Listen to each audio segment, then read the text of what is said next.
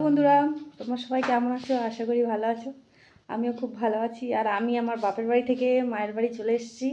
এই দেখো আমার ঘর এটা হচ্ছে, আর এটা আমার কর্তামশাই।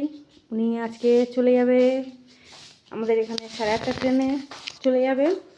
তা ওনার জন্য আমি করছি চিকেন পকোড়া। তো তোমরা দেখো, চিকেন পকোড়ার জন্য আমি মানে নুন, তারপর হচ্ছে গোলমরিচ গুঁড়ো দিয়ে ম্যারিনেট করে একটু রেখে দিয়েছি।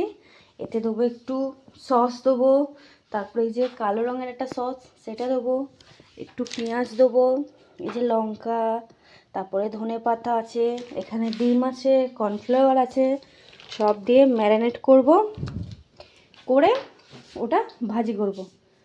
ঠিক আছে, আমি দেখছি আজকের পেঁয়াজ দিয়ে কীরকম লাগে রেসিপিটা। তো যদি ভালো লাগে, পছন্দ হয়, তোমরা শেয়ার কমেন্ট করো, লাইক করো। বন্ধুরা, আমার চ্যানেলটাকে একটু আগে বাড়িও, তোমাদের আশীর্বাদে হচ্ছে একটু আগে বাড়তে পারি। বাই।